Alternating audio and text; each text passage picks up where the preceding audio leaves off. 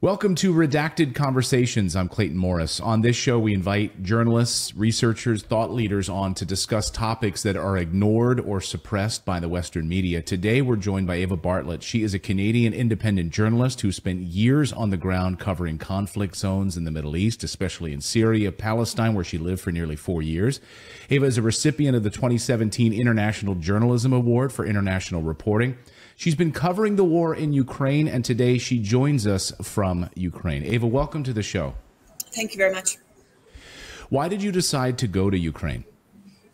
Well, to be clear, I'm actually in the Donetsk People's Republic, one of two autonomous republics formerly in eastern Ukraine. And I came back here to Donetsk because I had come here in 2019 and I had gone to areas north of Donetsk, north of a city called Gorlivka, which were on a daily basis and still continue to be on a daily and nightly basis being shelled by Ukrainian forces in violation, by the way, of the Minsk Accords of, I think it was 2015.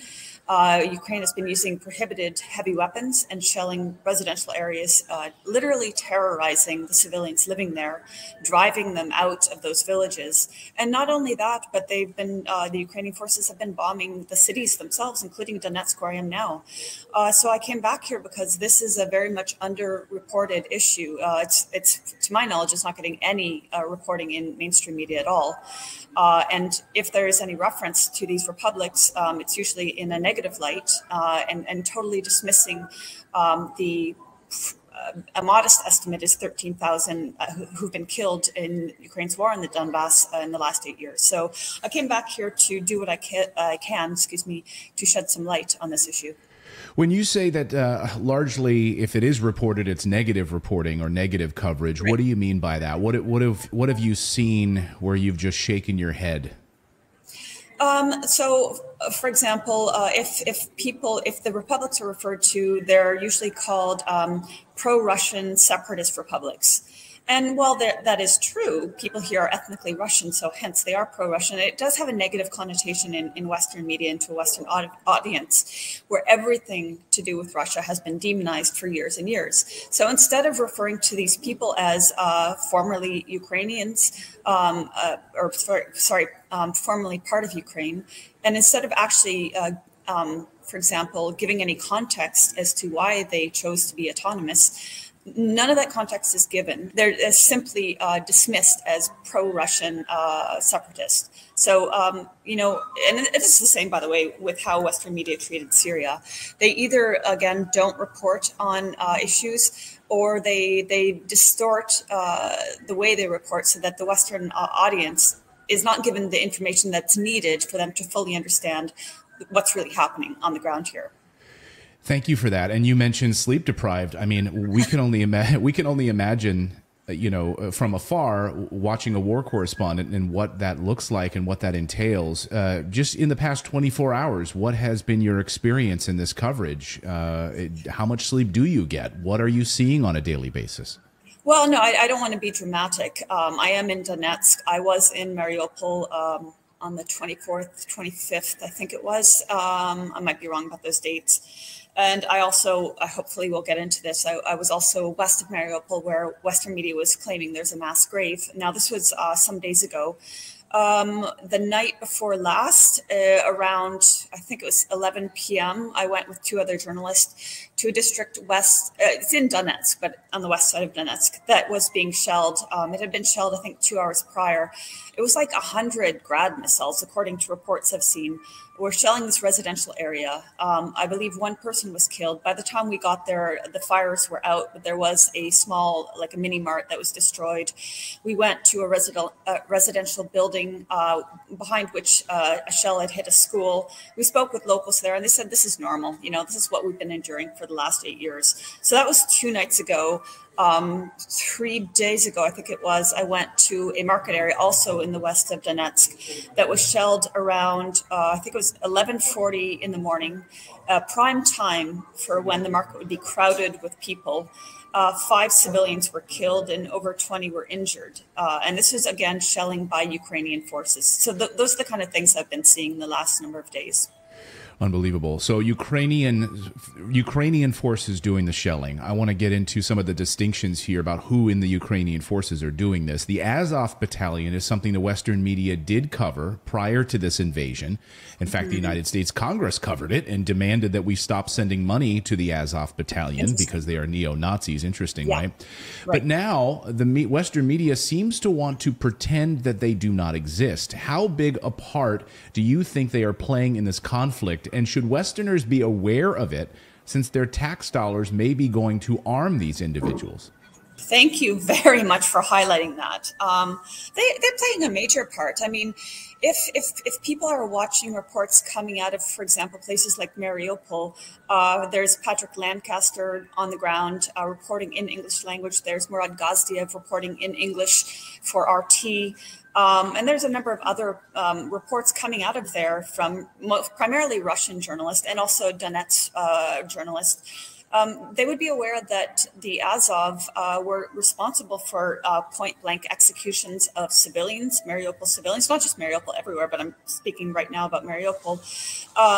Also of occupying, they've embedded with Ukrainian forces. So together, they've occupied residential buildings, again, referring to Mariupol. And so when you see all this footage that Western media is putting out of destruction. Yes, there is destruction in Mariupol, but they're not giving the context as to why. So that context is these Nazis with Ukrainian forces have been occupying these residential buildings, militarizing them, shooting on Russian and DPR forces, and then getting fire back. And that's where you see the destruction. So yeah, Westerners should be alarmed that their tax money is going to fund Nazis, not only Americans, but Canadians as well. I believe Canada has funded Ukrainian forces, and thereby the weapons and the money has also gone to Nazis. I think it's 1 billion. I might be wrong about that number, but it's a huge amount. The West is told that we must support Ukraine and send weapons and money. In fact, Nancy Pelosi making a sudden appearance there to meet with Vladimir Zelensky. And we need to push back against war crimes by Russia. That is the narrative that's playing out in the United States. One war crime story that was plastered all over Western media is the story you mentioned a moment ago, the mass graves in Mariupol. The story is, of course, that Russian soldiers killed 9,000 to 10,000 people, buried them in unmarked graves. You went to this area. You saw it firsthand. What did you learn when you were there? Yeah, and I'd like to add to about the story. So you're right. They've said up to 9,000 or 10,000 people buried secretly by Russian forces to cover their war crimes. I am emphasizing, of course, the ridiculous quotations. And they've been citing the former mayor of Mariupol, who I have no idea where he is. He's certainly not in Mariupol, as saying this is the worst war crime of the 21st century. And anybody who's been following America's war crimes around the world should be appalled at this claim. And he also made a reference to a World War II crime of 33,000, I think the number was, Jews killed by Nazis. So as I noted in my article that came out on RT recently, this is ludicrous, and it's huge. It's appalling at so many levels because, number one, this mayor almost certainly is whitewashing the Nazis in his former city and in Ukraine, and number two, to compare this, what they are calling a mass grave, to the extermination of 33,000 people in World War II, is an abominable lie. What I saw was an existing cemetery, which Western media have noted is there. But then I saw rows of newly dug graves. Now, I don't know when they were dug. I don't know when the people that are buried there, I don't know how they were killed. But I do know at most there were 400 of these new graves. By the way, almost 100 of which were empty. And then amongst these graves were on the graves there were placards when the name was known and date of birth was put, and if the information wasn't available, then they just had numbers. But the interesting thing was, while I was there I was with the RT journalist and his two cameramen, and while I was there, the two men responsible for digging the graves arrived. And we spoke with them. Of course, I don't speak Russian. I'm very clear about that. So my colleague, Roman Kosarev, spoke with them, and I recorded. And they said they were responsible. They knew every person that was buried there, they specifically stated every person was buried in a separate grave with dignity, in the most dignified manner possible, in a coffin. And they even said Ukrainian soldiers were buried there. They're humans as well. My colleague Roman asked them, like, are you aware of Western allegations? And they said they were really offended by it. And they said that's absolutely a lie. And they again emphasized each person was buried in a coffin in a separate grave. So now, when you say mass grave, I think most people imagine a pit. Well, in fact, that's what this former mayor, the runaway mayor of Mariupol, said. He specifically said a pit of, I think, 30 meters wide and bodies thrown into the pit is what he said. And, that's not what I was told. And that's not what I saw. Yeah, when I think of a mass grave, I think of World War II, images of World War II, where Jews are just thrown into a pit, nameless and covered up by the Nazis. That's what I think of mass graves, and that's not at all what you experienced. No. And the other point to note is Mariupol is predominantly ethnic Russian. So just logically, like, why would the Russian army and the DPR forces go out of their way to exterminate Russians? It doesn't make sense. I will ask you flat out, are you witnessing war crimes by Russians? This is something we've heard, again, the Mariupol story, but in general, have you seen war crimes committed by Russian soldiers? Well, I have not, but I will also be very clear. I am in the Donetsk People's Republic. I'm not in Ukraine, so I cannot witness what is happening there. But now I would reference Scott Ritter, who was a former U.S. Army. He might have been Marine. I might be wrong about that. Yes, he's a Marine, yeah. Yeah, and he and other analysts have been emphasizing actually Russia's strategy in their what they call a military operation to denazify Ukraine. They've been emphasizing it's actually been I don't want to use the word moderate. What's the word I want to use? Anyway, they've been saying like it's strategic. It hasn't been what we saw America do in Iraq, just flat out demolition of everything and killing of massive amounts of civilians and demolishing of the infrastructure. It's been strategic on military targets, and it's been slow in the sense, not slow. I don't want to say that wrong, but it hasn't been like if Russia wanted to, they could have done a whole lot of destruction in Ukraine. But well, I've heard it said, and maybe you can strategically. And also another point is, and I'm not a military expert or an analyst, so I don't want to mislead people, but from what I've heard and what I've been reading and watching, they've been using a technique where they don't fully surround an area, but they surround it enough to prevent the flow of weapons and etc., to force the Ukrainian military and the Nazis with them out of these areas. And that's quite different than just completely destroying a city like, for example, America did in Syria when they destroyed Raqqa. Completely destroyed, killed maybe thousands of civilians. That's not what Russia is doing. So in fairness, I'll have to ask you then flat out, are you witnessing war crimes committed by Ukrainian forces? Yes. I am. I mean, I won't say that I was a direct witness to the moment that it happened, but again, as I mentioned, 3 days ago, I think it was, I went to this market area that was hit by Ukrainian fired grad missiles, again, killing 5 civilians in the prime of the day when most people would be at the market.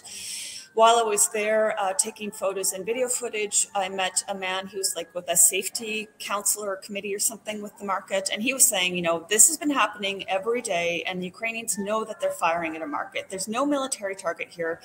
And I looked around and it was indeed a large market surrounded by residential buildings, no military target. And it was not the first time it has been targeted. So that is a war crime. Deliberately targeting a crowded public area is a war crime. And that's what Ukraine has been doing for 8 years. And, all these people talking about Russia's war have been ignoring the fact that Ukraine has been warring upon the Donbas republics for 8 years. Right. Yes, that is something that's being ignored. Patrick Lancaster has also arrived on the scene in moments where shelling has occurred in broad daylight in the middle of civilian areas, no military targets, yes. No military equipment. There really no strategic advantage from what I can gather from some of these attacks. No, in fact, March 14th, I believe it was, maybe 3 blocks from where I currently am. So in the center of Donetsk, Ukraine fired a Tuchka-U missile and it had cluster munitions and it killed 21 people and injured nearly 40, and so again, firing in I think it was around noon. I might be wrong about the time, but anyway, the point being, firing on the city in the heart of the city during daytime, knowing it would kill many civilians. That's another war crime. That's not the first time. When I came here in 2019 and went to Gorlovka, that city north of Donetsk was heavily hit in, I believe it was 2014 or 2016, heavily hit and like many civilians killed, many children killed. And there's no military objective. It's completely it's terrorizing the population. And actually the interesting thing, like when I talked with people, and I don't want to say that this is every single person here, but the people that I did speak with, both civilian and also in the DPR military, they said, initially, we didn't necessarily need autonomy. We didn't want what was happening in Kiev and the massacre in Odessa to come to us. They were aware of the Nazis in Ukraine and what they were capable of. But also they're ethnic Russians. They wanted to be able to speak their language, and they also didn't want what Kiev has been doing, the rewriting of history, wherein Nazis are now glorified and the Soviet army that liberated these areas from Nazis are now vilified. They didn't obviously want that because, this is their history. And that's what Ukraine has been doing. So they said, like, initially we just wanted to be away from that. And then because of that crime of not wanting to be a part of what Kiev was doing, the Kiev regime started shelling them and has been for 8 years. You have been writing about, you've been showing Ukrainians that welcome a Russian presence once they arrive. Can you explain that side of the story to our audience? Basically, if you're a Ukrainian citizen and you don't agree with the government, you can be imprisoned, you can be assassinated, you can be tortured. If you're a journalist, particularly, and there are a long list of journalists that have been imprisoned, tortured, and assassinated by the Ukrainian secret services or intelligence services, whatever, or by the Nazis themselves. So if you're somebody who is critical of what the Zelensky government is doing and you speak out about it, then you risk being killed. So there's that aspect of living, under that rule all the time, and that the terror of thinking any moment you could be killed by the government or by the Nazis. But also there's a great deal of corruption. Okay, every country has corruption, but the Russian forces, contrary to how the Western media is portraying them, when they come, they're delivering humanitarian aid, and they're if there's destruction, they're helping to rehabilitate the area. So what I saw, for example, I came with a media delegation here end of March 24th, I think. And we were here for 2 days, and we went to an area that had been liberated by DPR and Russian forces a couple of weeks prior, Volnovakha. There was a lot of destruction, but Russians were handing out the humanitarian aid, and slowly but surely life was returning to that area.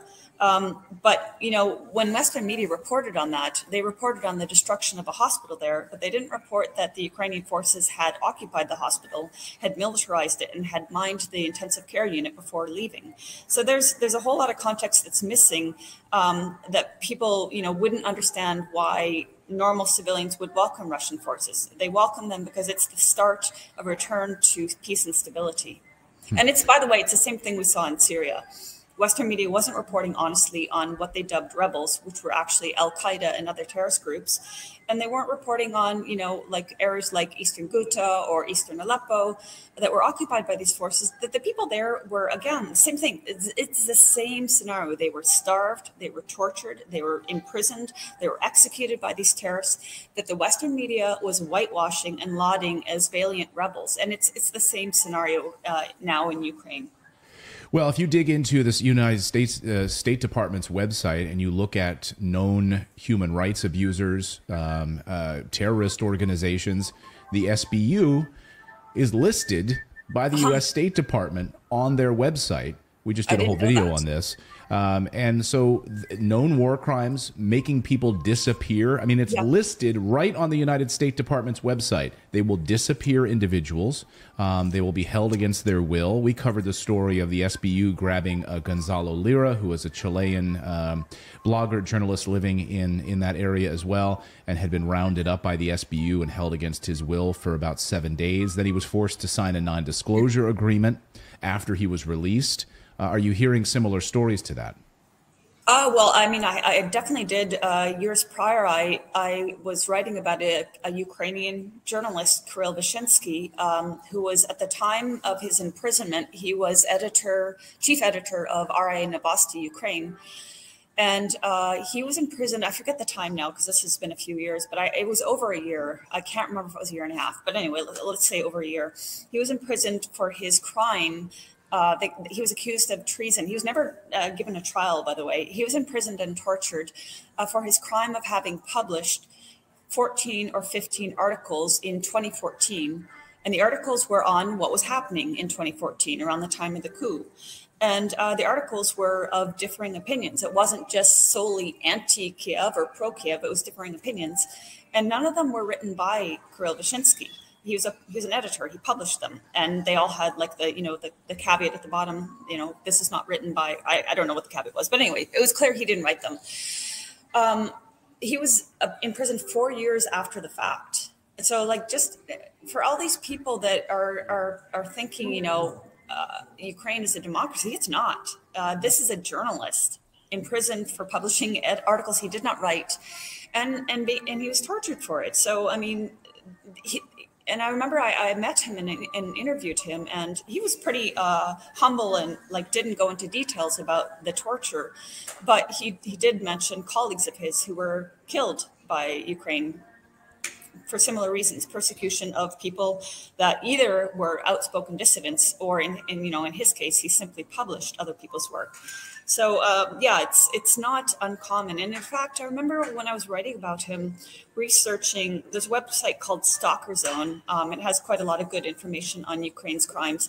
And researching, there were activists. There were people that, for example, drove pensioners from Donbass to wherever they went to get their pensions, and they were imprisoned. Or somebody who donated money to Donbass, and he's imprisoned. It's like anybody who shows sympathies for the Donbass republics faces imprisonment, execution, or worse. I'm on a kill list, by the way. I don't know when I was put on there. I don't know what my crime was. Was it going to Crimea and interviewing people and finding out they actually liked being a part of Russia and they actually described themselves as Russian? Or was it coming here to the Donbass and interviewing civilians and shining a tiny light on the terror that they're enduring? I don't know. But what I do know is if I were to set foot in Ukraine proper, I would be killed, almost certainly. How did you become aware of the fact that you were on this kill list, and who is operating this kill list? I forget the name of the person who's operating it. I wrote an article about it, but Zelensky's aware of it. And because when I wrote that article, I remember finding some quote. I think the quote was from the Russian website TASS. But anyway, Zelensky basically, if I remember correctly, defended the existence of the list, like saying we can't take this website down because that would be, ironically, interfering with freedom of speech. This from the government that imprisons and kills journalists. But yeah, I was told that I was on the list by a friend, and then I found they don't have a whole lot of information about me. But the thing about this list is, if they do get your passport, if they do get your address, your telephone number, they'll publish it. And then they'll let the thugs, the Nazis, do the dirty work, or maybe the intelligence. I don't know who's always responsible for the assassinations, but there was a Ukrainian journalist. His name's Oles, I forget his last name, Buzain or something like that. All his information was put on the list, and at some point afterwards, he was killed. Unbelievable. Or not unbelievable if you've been following the story. The West seems to want to shut down anything that shows Russia or Russian presence in any other, as anything other than a negative light. That's what they want to shut down. So talking about this would make you and me Russian sympathizers or Putin supporters. So how do you handle that criticism when someone just publishes a comment on a YouTube video and just says, you're obviously a puppet of Putin? How do you handle that kind of criticism? It's really tiring and annoying, but it's something I've gotten for years because I was going to Syria and I was reporting, not even that much about the president. If I said anything about the president of Syria, I would say he has overwhelming support by the Syrian people. When I say overwhelming, I mean like 70%, 80%. I can't give an actual number, but everyone I meet when I go to Syria loves the man. So that's kind of the most I would say about him. Most of my reporting was on the people. I would go and interview people, whether in Aleppo or Ghouta or wherever. And for the crime of giving them a voice, I was called all the names you mentioned and a whole lot more. And you know, it doesn't change what I'm saying. And I always maintain, like, okay, I write opinion articles for RT, roughly one a month. So that's not a lot of money. So, you know, people will say, well, you're just on the Kremlin payroll. Okay, I do receive money from RT, which is a Russian source, but it's not enough to pay the rent. You know, it's certainly not enough to live a lavish life. The point is, like, they're trying to. It's like calling someone a conspiracy theorist. They're trying to shut you up. They're trying to make you afraid. Oh no, you know, I'm being called this. I better not say what I'm saying. I don't care. Call me what you want, because for me, the important thing is telling the truth as much as I can. I might be imperfect. I might say things wrong sometimes, but I'm telling the truth when I say these things from here or from Syria, wherever I'm reporting. So yeah, back to the whole, like, the names that you will be called and I've been called over and over again. You know, they don't really attack what you have to say. They don't attack the content. They just call you a name. And that does work for some people. Just like if you're critical of Israel, someone will call you anti-Semitic. And you're like, no, actually, I'm critical of these policies. I'm critical of the wars. I'm critical of Israel's targeting of Palestinians. That doesn't make you anti-Semitic. But by calling someone that, you know, they're afraid their reputation will be tarnished or something. So that's the whole point of these names. Yeah, and it shuts down conversation, right? Yeah. I mean, that's the whole goal. They'll post these things, but they never actually watch the content of the video. They never read the article. They read a headline and they just assume. They make assumptions about it. I wanted to talk about some numbers now, Eva, if we can. There are a lot of numbers being thrown around by Western media as to the number of war dead on both sides. So the British Defense Secretary George Wallace said on Monday that about 15,000 Russian troops have been killed since Russia invaded Ukraine in February. Ukrainian President Vladimir Zelensky told CNN last week that about 2,500 to 3,000 soldiers have been killed.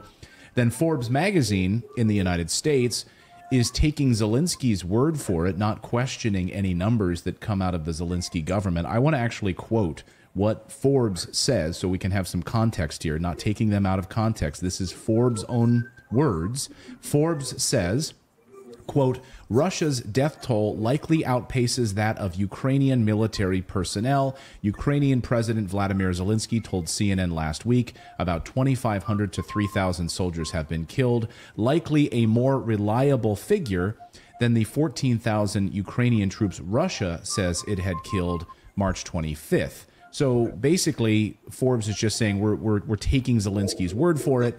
What have you seen to confirm or deny these numbers? I'm sorry, but I actually can't really speak to that. I'm not aware of the numbers. It's not something that's been on my radar to follow. I've always been more interested in the situation for the normal people, the civilians. So I'm not aware, but what I could say offhand without being able to cite any sources is that I'm 99% sure that's a huge exaggeration on the part of Ukraine and Zelensky. And I'm not surprised because that the Western media, Forbes and whomever else are taking Zelensky for his word, because that's what they did, again, with reference to Syria. They took unnamed activists who usually had affiliations to Al-Qaeda or ISIS at their word. But again, I think it's probably a huge exaggeration. And the intent is to depict Russia as weak and losing this military objective, and you know, it's not actually. Another thing I've seen is like saying, oh well, Russia retreated from Kiev or from wherever, but it's my understanding is its goal was never to take Kiev in the first place. So you know, retreating is a way of depicting Russia as weak, but it's not. And you know who I would recommend people follow? There's a Russian citizen living in the States named Andrei Martyanov, and he's a military expert, and he's somebody, you know, you could look to for a pretty accurate assessment of how things are going in terms of the military aspect. Great. We'll invite him on the show. You covered the story. You covered the story about the white helmets in Syria. We covered that story here a few weeks ago, and we also covered reports that a false flag attack may unfold in Ukraine with white helmets arriving to assist in the staging of a fake attack. Yeah. Have you seen evidence of this? What is your experience covering the white helmets? And, you know, because I think a lot in the West would say, oh, that's a total conspiracy theory. And yet the stories persist. And there are stories this week that the white helmets have already arrived in Ukraine. Can you talk to that? What is your understanding of that situation? I mean, I've seen similar stories as you're mentioning, and warnings actually from the Russian government that there will be a kind of a false flag or some sort of hoax that will be blamed on Russia, like the Bucha hoax.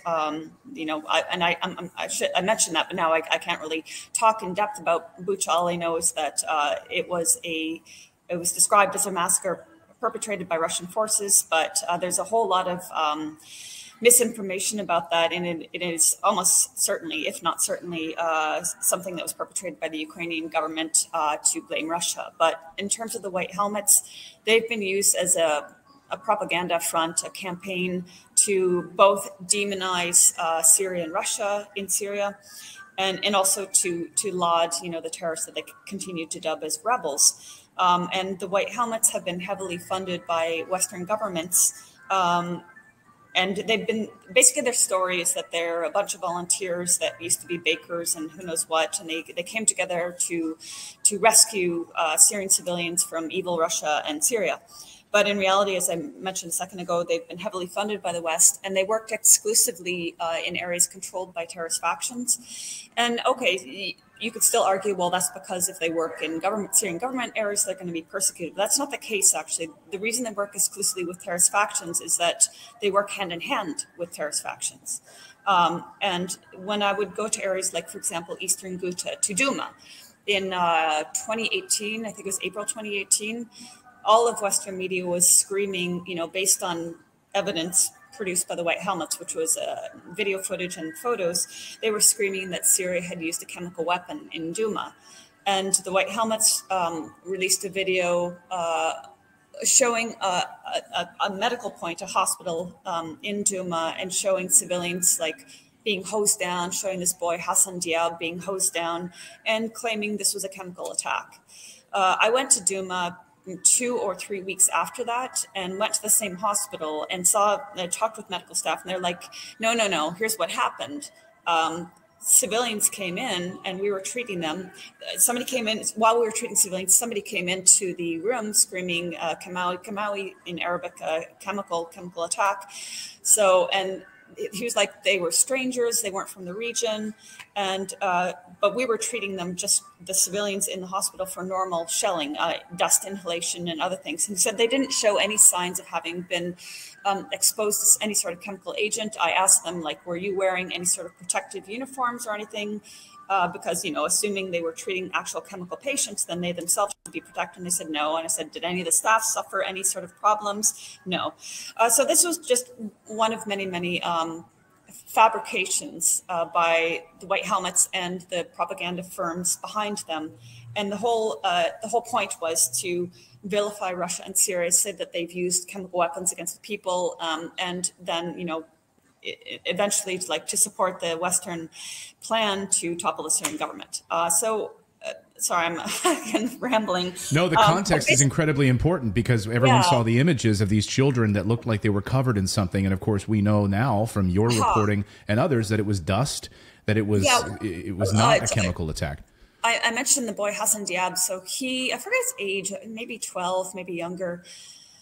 He and a number of other Syrians from Duma, including medical staff, testified, you know, like, okay, this did not happen. And the boy was given, I think, dates and some sort of sweets, and told to come into the hospital. And he was like, there's nothing wrong with me. But of course, Western media dismissed their testimonies, even though they're civilians from the very place and in the very video. They were, and medical staff as well, they were dismissed as this being Russian propaganda, as Western media does. But there was another boy in Aleppo in 2016, Amran Daknish, And his house, it was said by Western media that his house was hit by an airstrike, either by Russia or Syria. And again, the white helmets come onto the scene and have him in the ambulance. And his photo, adorable little boy, Dusty, sitting in the ambulance. This photo was splashed across, news sites and across television screens around the world. CNN's anchor was sobbing for this boy. This shouldn't have happened. But in reality, he wasn't, number one, wasn't badly injured. He was mildly injured, as was the father. But it wasn't from an airstrike. It was from a terrorist had fired at the building. And the area was known to be sympathetic to the Syrian government. And terrorists basically exploited this boy. The white helmets and the media exploited this boy, claiming he was badly injured by, again, an airstrike. He wasn't. And the father spoke out and said, this media, you have blood in your hands for lying. And the thing is, this boy was said to be the face of suffering in Syria. And just a month prior, terrorists of the Norizina Zinki faction had, excuse me for saying this, but they had savagely beheaded a 12 or 13-year-old Palestinian boy. And this boy was crying for mercy, crying for a bullet to the head instead of having his head cut off. And so this had happened a month prior. And the real sickness of the story about, saying Amran Daknish was the face of suffering when this boy had been, and he's not the only one, of course, executed a month prior. The photographer who took the photo of Amran Daknish in the ambulance was good friends with the very terrorist that beheaded Abdullah Isa, not just in general. He has a grinning selfie of him with the very same terrorist that decapitated Abdullah Isa. So and this goes back to the white helmet. So they're using these images, and they're using these purported rescue scenes to show that they're valiant and they're saving civilians, and Russia and Syria are killing civilians. But in fact, one other aspect, and my colleague and good friend Vanessa Beeley has by far done the most work on the white helmets. One other aspect is, when we would talk with civilians, they'd say, no, they didn't help us. And what they would do is they'd steal from the dead, and they're even implicated in organ theft. I would highly recommend both Vanessa Beeley and Maxim Grigoriev's work, testimonies that they've taken from civilians talking about this. And Maxim Grigoriev has taken like hundreds of testimonies, including even from former white helmets and former terrorists. And they admit, yes, they work with terrorists, and yes, they're involved in organ theft and organ trade. So, that's very Syria specific. Your question was about Ukraine. I would not be surprised if they appear in Ukraine, because they are a very effective propaganda marketing campaign to, again, demonize Russia. And that's what Ukraine needs. That's what the Western media needs in order to continue pumping weapons into Ukraine and continue, this war on the Donbass. I mean, we've seen reports already that the white helmets are there, and I would love if you get any confirmation of that directly, please reach out to us, and we'll have you back on the show. Absolutely, talk about that. Obviously, your expertise in that is in many ways unmatched. So we would love to have more context on that in Ukraine.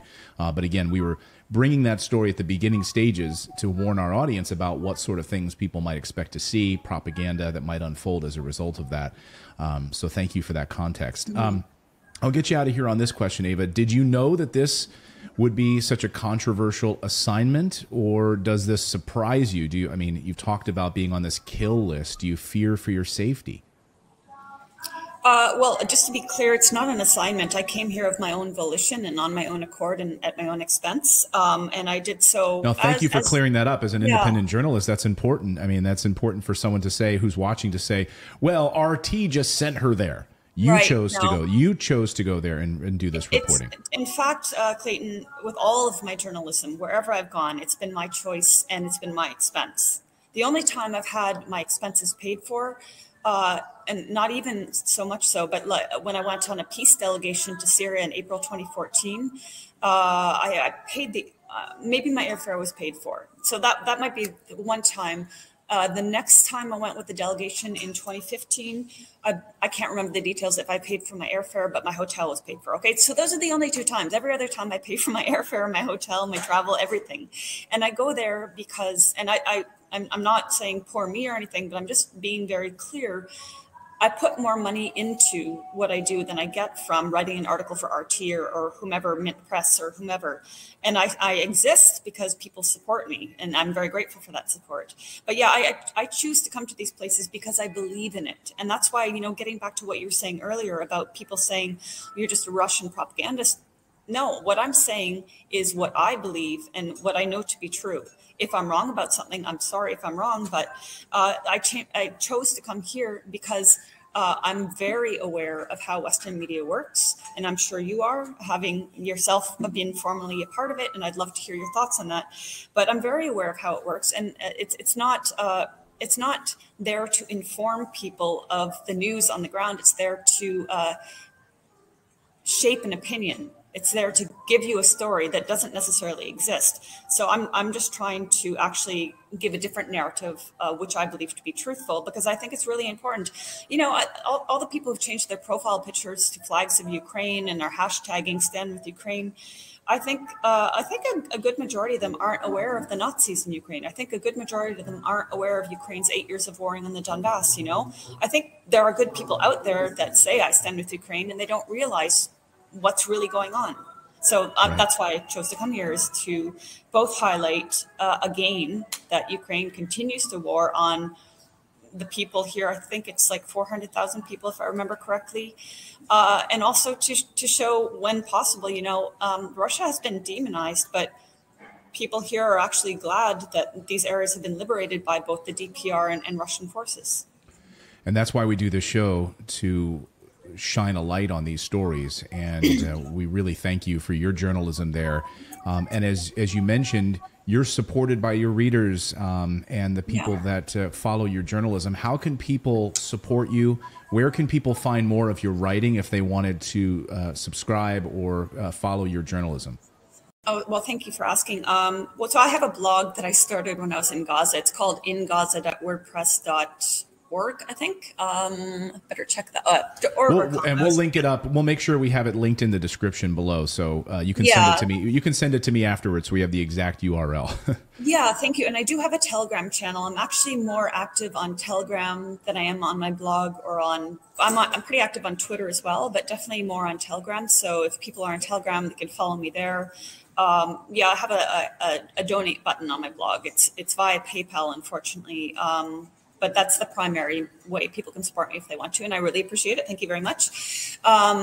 Because, I couldn't do anything if I didn't have support. And, back to the whole vilifying thing, like, there are people that have actually messaged me and said, like, hey, I thought you were a crazy conspiracy theorist, or I thought you were a genocide denier, but I've seen this and this and this, and I realized you were actually telling the truth. So, sometimes people do change their opinion, and I appreciate that. But anyway, thanks for asking. Well, it's hard. I will say, it is hard because we've talked on this show how Wikipedia has an obvious strong bias. And even the co-founder of Wikipedia, Larry Sanger, pointed out how it's totally biased and is just a propaganda arm. And so when you go to Wikipedia, it has false information about you. Heck, my wife's Wikipedia page once said that she was married to Lou Diamond Phillips, of La Bamba.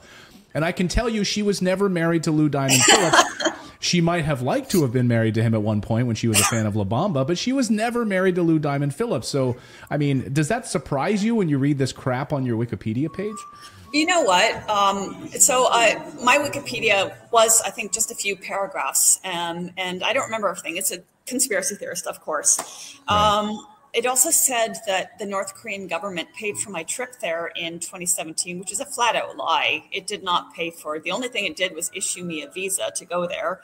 But my expenses were not paid for by the North Korean government. So that's a lie. And it has a lot of other slander. I think it's been expanded a little bit more since whenever it was created. But the notable thing is I did have supporters say, like, hey, Eva, we went and edited it to be a little bit more fair. And immediately it was switched back to the smear. And of course, this isn't exclusive to me. It's pretty well anyone who's vocal in criticizing, the Western governments that are supporting terrorism or Nazism or whatever, we get a Wikipedia smear. And it's back to what you were saying earlier about being called all these names. It's part and parcel with this. It's a means of trying to quash dissent. Like, oh my goodness, I have a Wikipedia entry that says bad things about me. I guess I better shut up now, but it doesn't work. It doesn't work. No, keep doing what you're doing.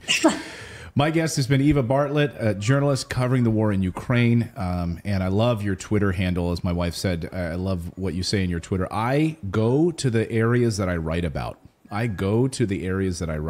And that's, you know, so many journalists, and we've seen this with the New York Times, covering stories that they don't even have any journalists actually in the area, but they can still write about these stories. Thank you so much for joining us.